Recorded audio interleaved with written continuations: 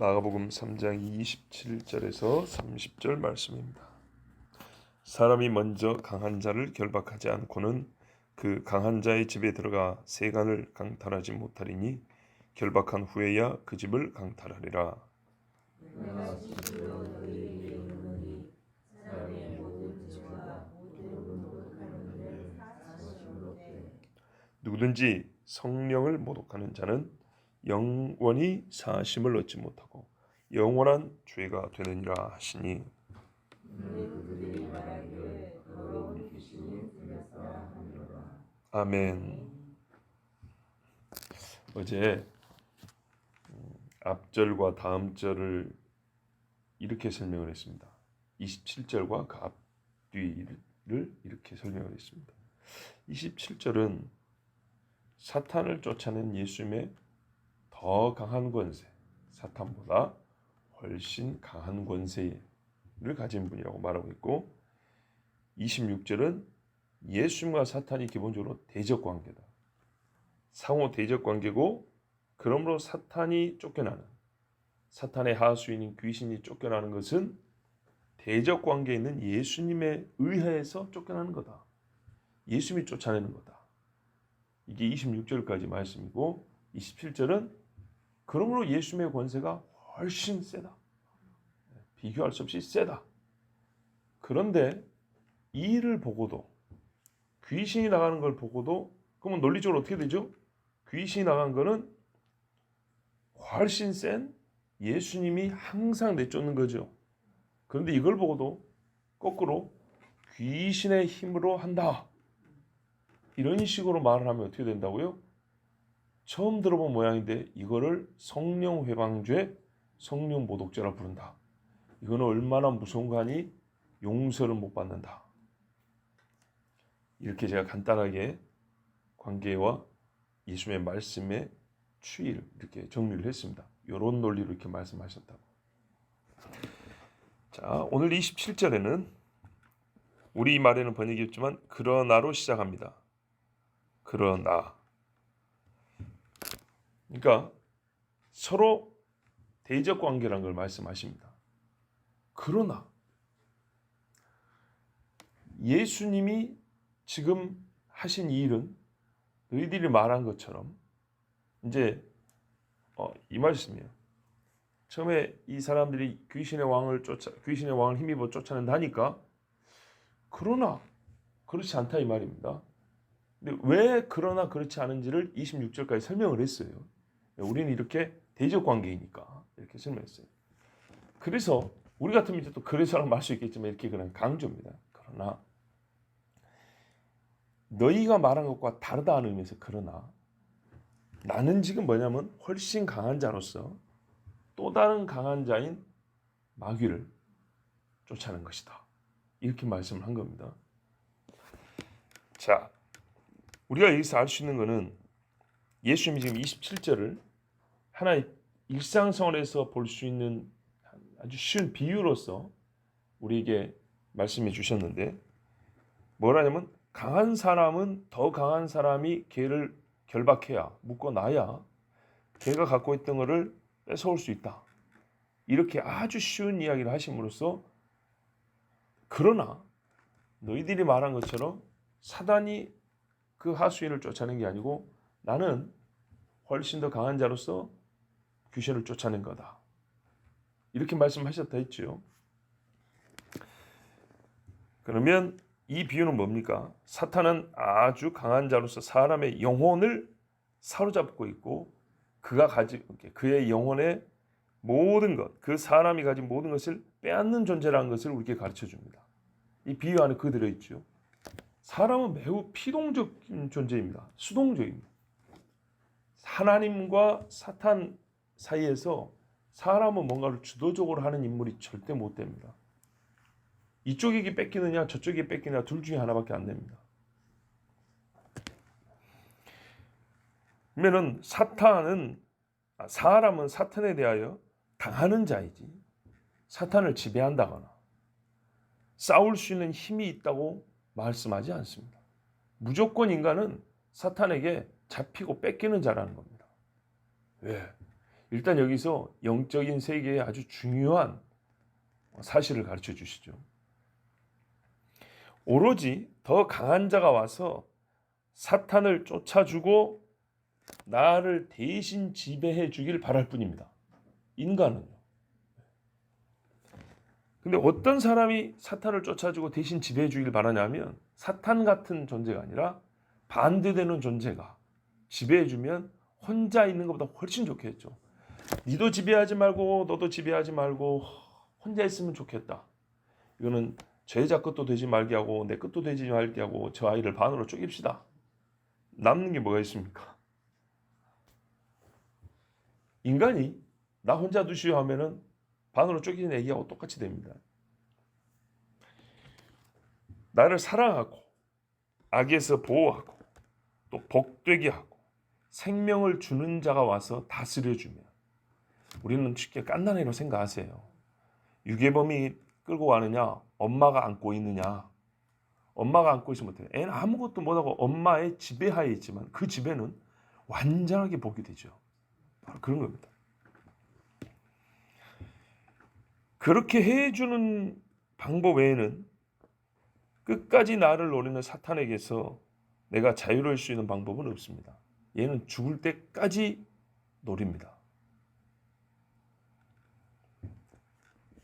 예수님이 사탄보다 비교할 수 없이 강한 권세로서 사탄을 묶으시고 아무 힘을 쓰지 못하게 하신 후에 그 사탄이 차지하고 있었던 집의 주인이 되시고 그 집에 있는 것을 자기 소유로 삼으실 때야 그 사람은 참 자유와 복된 삶의 영유가 가능합니다. 이겁니다. 자, 귀신을 쫓아줬어요. 근데 이 양반이 예수님을 영접하지 않았어요. 그럼 어떻게 되죠? 아직 완전하게 뺏긴 게 아니네. 귀신이 더 강한 놈들 데리고 나오죠. 더 강한 놈들. 왜? 저번에 한번 졌잖아요. 그러니까 예수님 앞에 완전히 점령당하지 않으면 인간이 복음을 안 듣고 귀신은 나한테 한 이틀 두고 봅시다. 이러면 병은 나한테 한 일주일 두고 봐야지. 이러면 어떻게 한다고요? 더 강한 놈이 들어온다고요. 그러면 나중에 쫓아내더라도 훨씬 더 힘들어요. 하나님의 능력이 없어서나 네가 의심했기 때문에. 네가 거기다 죄를 더해놓기 때문에.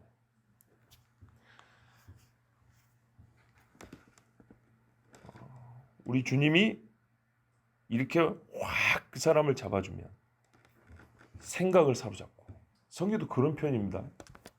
너희 생각을 사로잡아. 성령께서 사로잡아 그리스도 예수께 복종케 한다. 그의 의지가 막 끌려. 그렇죠? 마음이 끌려. 불일 듯 솟아나. 이게 하나님의 영이 사단을 쫓아내고 완전히 사로잡은 사람입니다. 그러니까 새로운 피조물이라고 그러죠. 여러분 새로운 피조물은 조직 검사한다고 요거 한쪽을 띄간 게 아닙니다. 온몸을 통으로 완전히 바꿔버린 거죠. 이렇게 되지 않는 이상 사탄은 끝까지 그 사람을 노리고 지배하기를 그치지 않습니다. 그래서 자 이제 이 사람들이 눈에 뭘 봤죠? 완전히 사탄의 집에 있던 사람이 완전하게 자유하게 되고 예수님 앞에 복종하여 앉아있는 것. 예수님의 말씀에 순종하여 그를 바라보고 있는 것을 지금 눈으로 보고 있죠. 그 정신이 혼란스럽고 선악간의 판단도 내리지 못하고 윤리가 뭔지도 모르고 질서 없이 살았던, 그러니까 진짜 이 머리에서 내리는 모든 명령들이 철저히 사단이었던 그 사람이 맑은 정신과 균형 잡힌 신체, 귀신은 사람 몸도 삐뚤어져요. 오만 대가 막 이렇게. 예. 그러잖아요. 균형 잡힌 신체와 똑바른 정신을 가지고 영적으로 또 깨끗해져가지고 이래가지고 자기들 앞에 지금 서 있단 말이에요. 이 많은 사람들 앞에 서 있단 말이에요. 참 얼마나 경이롭고 놀랍고 감사한 일입니까? 귀신이 들면은 공통적인 현상이 있어요. 그죠? 귀신이 완전히 나가고 하나님 앞에 다스림을 받는 사람에게 또 공통적인 현상이 있어요. 그러니까 이 사람들이 눈에 보기에 지금 귀신이 한두 놈 떠난 것도 아니고 얼마나 많은 사람들이 귀신을 쫓아줬어요. 그러면 공통적인 현상이 100% 똑같이 나타나기 때문에 어떻게 해야 되죠? 이거는 통계고 뭐 조사고 할 것이 없이 그냥 딱 봐도 직관적으로 이 사람은 이제 나았네. 귀신 떠났네. 예수가 지배하네.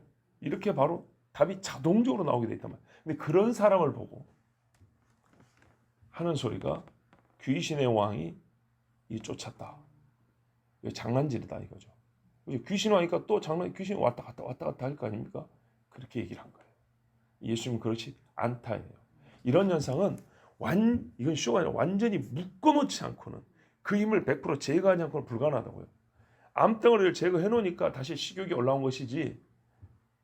예, 이 위가 썩어가지고 움직이지도 않고 있는데 어떻게 이 사람이 불고기를 한 사발을 먹을 수 있냐? 불가능한 얘기죠, 불가능한 얘기.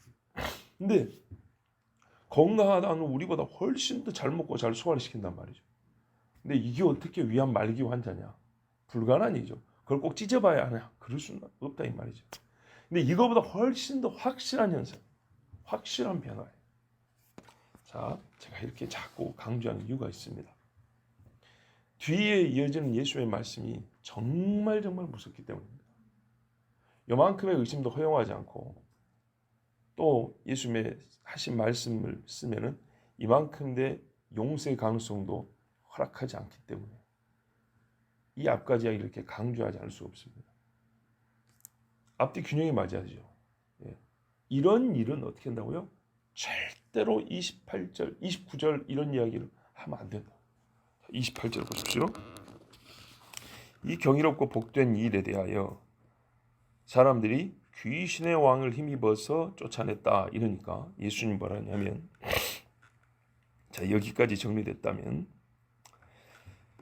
너희가 뭐라 그랬냐면 나보고 귀신의 왕을 힘입어 귀신을 쫓아냈다.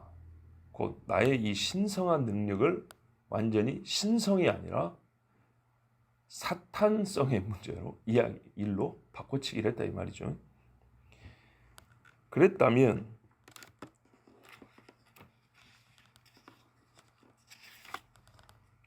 이 사람들과 앞에 있는 많은 사람들 앞에서 예수님께서 이제 그들이 한 행위가 무엇인지를 가르쳐줄 때가 된 겁니다. 그들은 예수님 보고 당신의 한 일은 정체가 이것이다 이렇게 말했으니까 예수님이 이제는 너희가 한 말의 본질은 이것이다. 그 죄는 실체가 이렇게 무시무시하게 악한 죄다라고 이제 가르쳐줄 때가 된 거죠. 그래서 말씀을 했습니다. 그것도 알아듣기 쉽게 얘기를 했습니다. 사람이 다 죄를 짓는다. 그래서 그 죄는 이제 전제는 뭐냐면 회개하면입니다. 회개하면 다 용서받는다. 28절이죠. 사람의 모든 죄와 모독하는 일은 사심을 얻는다. 서로 간에 모독을 했다든지 또 뭐랄까요, 하나님을 모독하는 경우도 있긴 있어요. 예수 안 믿을 때 예수인들 욕했잖아요, 그죠? 그런 거 있어요. 또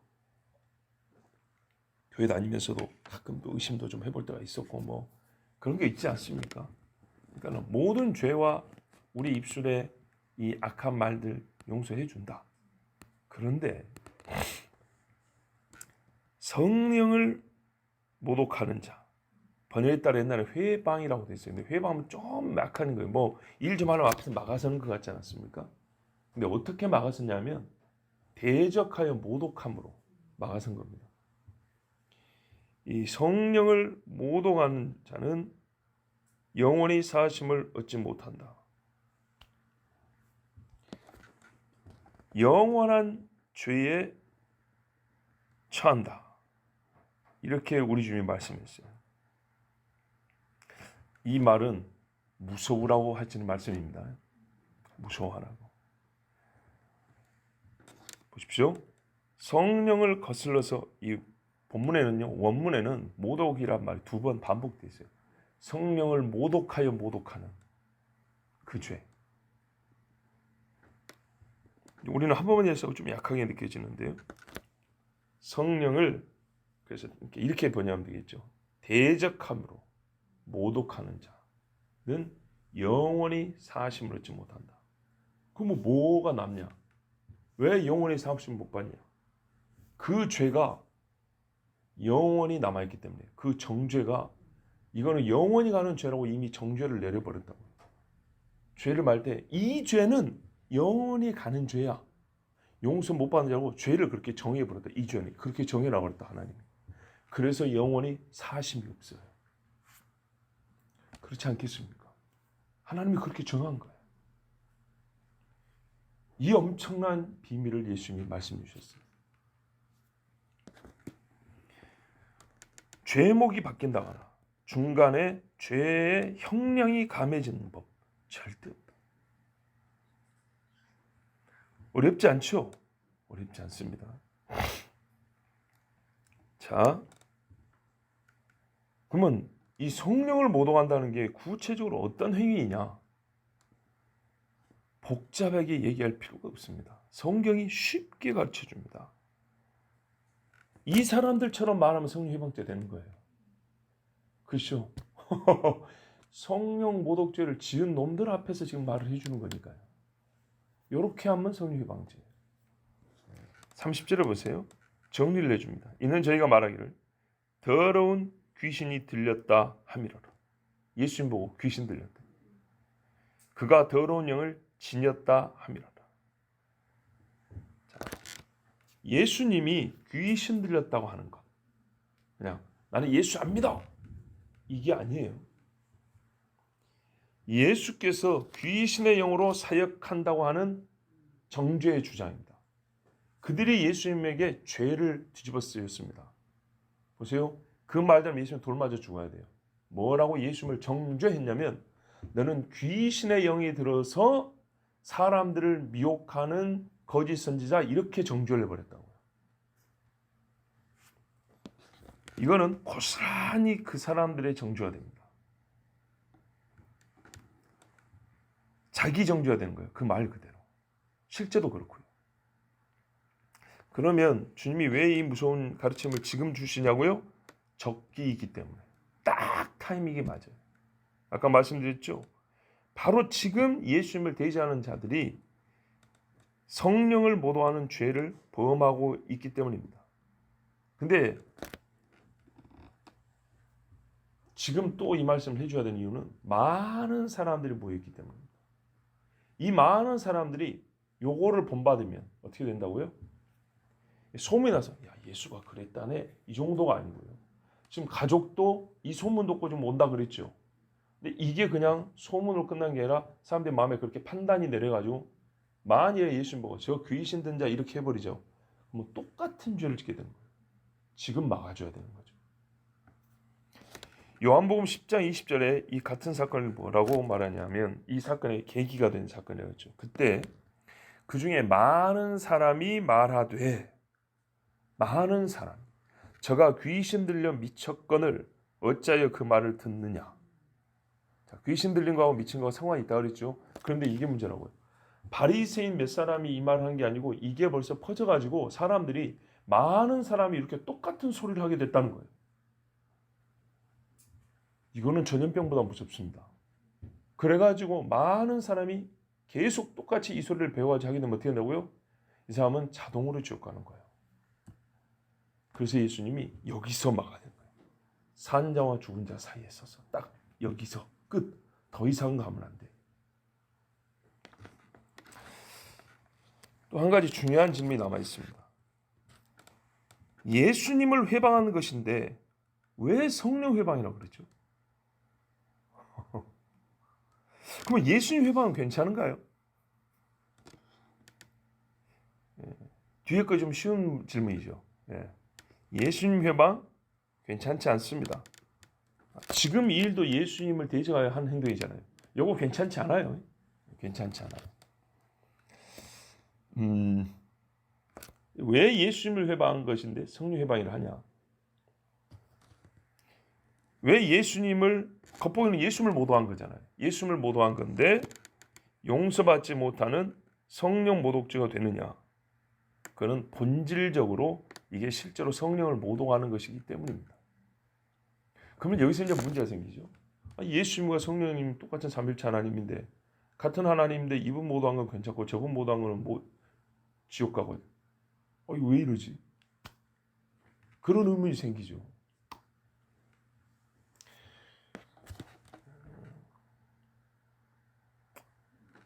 이 사람들이 이렇게 말을 했습니다.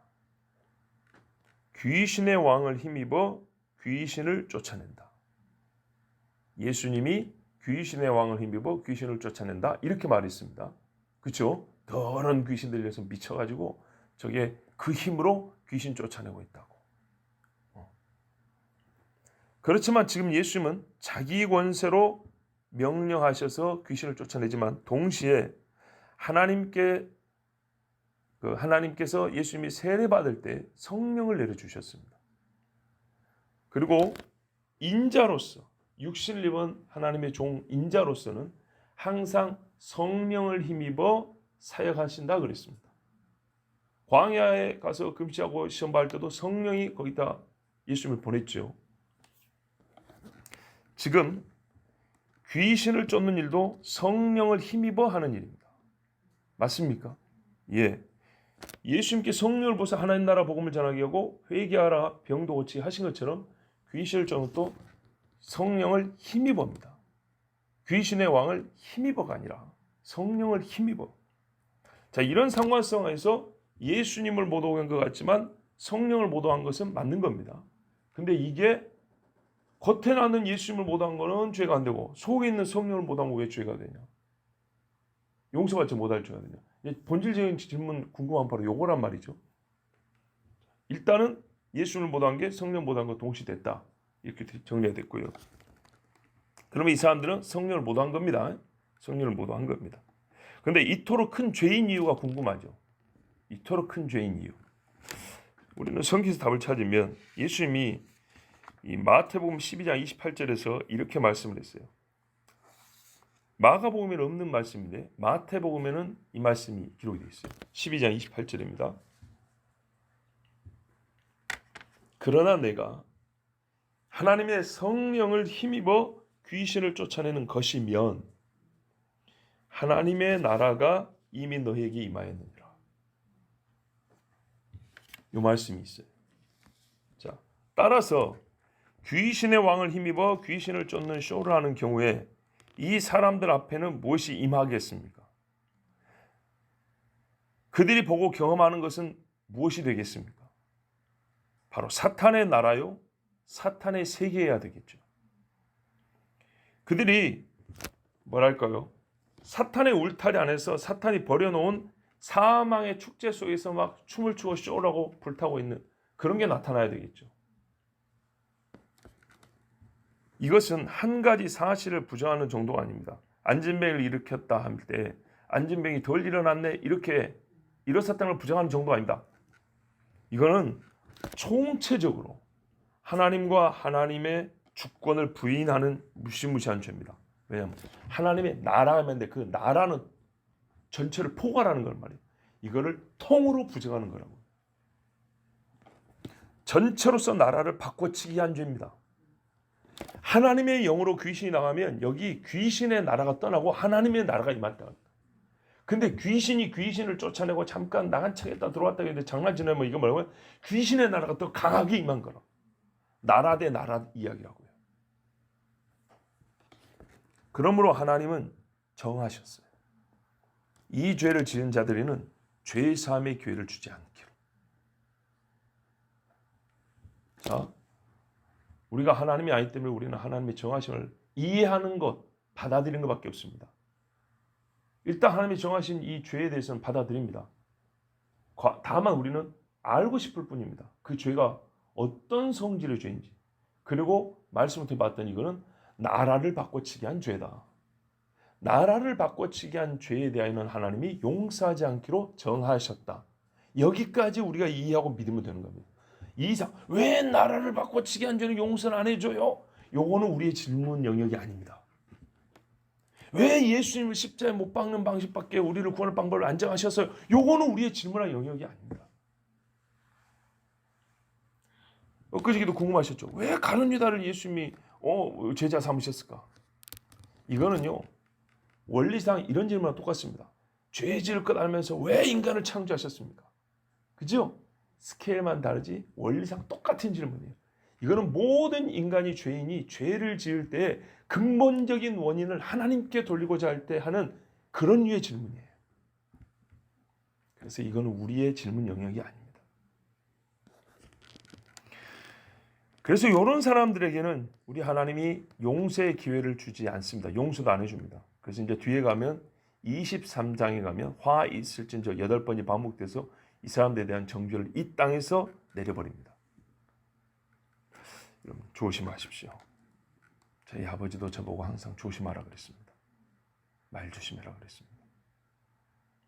성령의 역사를 귀신의 역사라고 말하는 일이 절대 없기를 바랍니다. 하나님의 사람이 하나님의 영에 의하여 하는 말과 행위에 대하여 불평과 불만이 있을 수는 있습니다. 오해와 편견도 있습니다. 상호 다툼도 가능합니다. 하지만 근본적으로 그가 누구인가에 대하여, 그래서 엘리야가 그랬어요.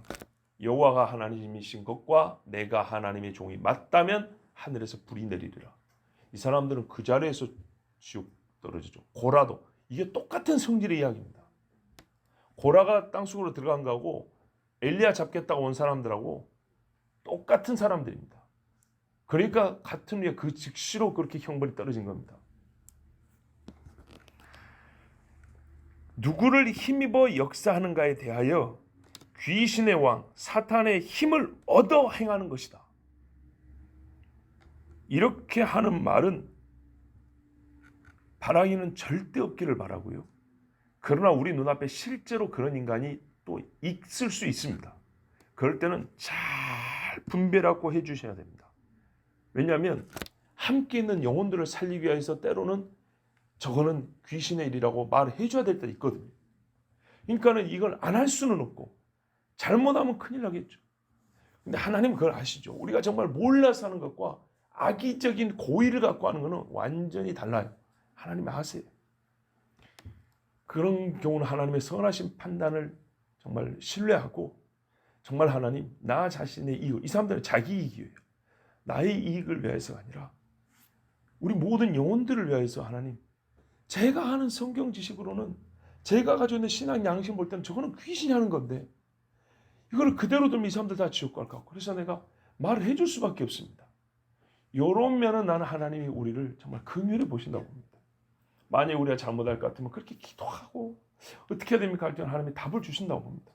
그런데요, 순전히 자기 이익을 위하여 저놈 저거 귀신이 저렇게 시킨 거야, 이런 식의 말들 절대로 하면 안 됩니다. 저 사람은 사탄의 힘을 얻어서 사탄이 그 사람을 지배해서 하는 거야 라고 이렇게 말을 하는 경우인데, 이렇게 말을 하는데 자기 이익과 나의 생각과 관점을 관철시키기 위해서 강조를 하다 보니까 이런 식으로 끝까지 밀고 나가는 경우는 정말 위험하니 조심하시고 주변 사람들에게도 이 무서운 죄가 있다는 것을 알려주시기 바랍니다. 자, 우리는 결국 성령을 모독한 자들 앞에서 그들이 예수, 마지막인데요, 이 부분은 조금 생각하면서 들으셔야 됩니다. 우리는 결국 성령을 모독한 자들 앞에 있습니다. 이 앞에서 그들이 예수님을 가리켜 신성 모독자라고 부른 첫 번째 원인을 제공했던 주제로 되돌아왔습니다. 우리말이 이렇게 복잡할 수가 있을까요? 요 사람들이 예수님 앞에 당신은 신성 모독을 하고 있도다 라고 했습니다. 근데 예수님은 지금 너희가 신성 모독을 하고 있도다 그랬어요. 그렇죠 지금? 근데 최초로 예수님을 신성 모독자라고 부를 때, 이 사람들이 그렇게 부를 때 뭐 때문에 그렇게 불렀죠? 주제가 뭐였어요? 사건의 주제가 죄사함이었습니다. 중풍병자에게 네 죄사함을 받았느니라 할 때 참람하도다. 하나님 외에 누가 죄를 사하겠는가? 저가 누구라고 죄를 사하겠느냐? 죄사함의 문제에서부터 신성모독의 주제가 예수님과 대적자들 사이에서 가장 큰 문제, 살고 죽는 문제로 대두됐습니다. 그런데 보니까 오늘 그 문제로 다시 돌아왔네요. 보세요. 죄 사함을 얻지 못하느니라. 이 판단도 누가 내렸죠? 예수님이. 이 묘한 재미가 있지 않습니까? 이렇게 8절 한번 돌아가고 다시 온 것 같지 않습니까? 보세요. 인자가 땅에서 죄를 사하는 권세가 있는 줄 알게 하려 함이라. 예수님이 중풍병자 고칠 때 죄의 사함을 얻었느니라 하면서 끝내지 않고 이유를 말했어요. 뭐냐면 인자가, 너희가 보기에는 사람으로 보이는 내가 땅에서 죄를 사하는 권세가 있는 줄을 알게 하려 한다. 이게 중요해서 제가 주일날 아침에도 설교했지 않습니까? 이거. 예. 예수님은 믿음을 보인 자들에게는 네 죄의 사함을 받았느니라를 선언하셨습니다. 그러나 성령을 모독한 자들에게는 네 죄의 사함을 영원히 받지 못하리라고 선언하셨습니다. 죄의 사함의 권세로 불거진 인자의 신성과 권위가 죄의 사함의 문제에서 종결되었습니다. 귀신이 쫓겨나가는 누구도 부인할 수 없는 사건을 눈앞에서 봄으로써, 앞에서는요 중풍병자가 일어나는 누구도 부인할 수 없는 사건을 봄으로써, 그때 이미 결정이 나야 되는데 이 인간들이 거기서 복종하지 않고 오히려 죽일 생각을 했다 그랬죠. 그러니까 이제는 또 하나 누구도 부인할 수 없는 사건, 귀신이 줄줄이 쫓겨나가는 또 하나의 누구도 부인할 수 없는 사건, 이 사건이 있기 때문에 둘 중에 하나의 말이 완전히 맞고 완전히 틀린 게 결정이 나는 거예요. 그렇죠. 요 사건이 없으면, 귀신이 쫓겨난 사건이 없으면 서로 대립된 주장의 충돌밖에 없지만은 귀신이 쫓겨나가 버렸기 때문에 대립된 충돌이 아니라 하나는 죽은 거고 하나는 상교되는 겁니다. 이거를 중풍병자가 일어났을 때 인정을 했었어야 되는 거예요. 근데 중풍병자가 일어났을 때 저 인간이 그냥 사람이 아니라 하나님의 보내신 사람 아들로서 죄를 사하는 권세가 있구나. 왜? 중풍병자가 죄에 샀다니까 일어나지 않냐? 이러고 아멘 해야 되는 거예요. 근데 거기서 노멘 하니까 어떨까요? 결국 여기까지 오는 거예요. 이제는 아멘 할 기회도 안 줘요. 똑같은 죄 사함의 주제인데 너는 죄 사함을 받지 못하니라고 이러고 끝나버린다고요. 근데 이거에서 불만을 제기할 수 있어요? 이의를 제기할 수 없어요? 안 돼요. 왜? 귀신이 나갔으니까. 논리가 그렇잖아요. 귀신이 나가는 건 예수님 말에 한마디 대답도 못 했죠. 결국에는 뭐 어째서 된다고요? 성령을 힘입어 귀신이 나간다며요. 여기까지 논리적으로 증명이 됐잖아요. 그런데 성령을 힘입어 귀신을 나가기 때문에 예수님의 죄사함의 선언도 모르는 거예요. 성령을 힘입어 죄사함의 선언이 가능했던 거예요. 그러면 이 정죄의 선언도 똑같은 거예요. 성령을 힘입어 정죄의 선언이 된 거예요. 이해되시죠? 예. 자, 귀신이 쫓겨나는 누구도 부인할 수 없는 사건을 눈앞에서 봄으로써 또 그 일이 사탄은 결코 할 수 없는 일임이 증명됨으로써 최종적으로 남은 것은 예수 그리스도께서 땅에서 죄를 사하는 권세를 가진 하나님의 아들 인자임이 밝혀졌어요. 그죠? 그들이 처음에 부인했던 죄를 사하는 권세가 있다는 거 이제 밝혀졌어요.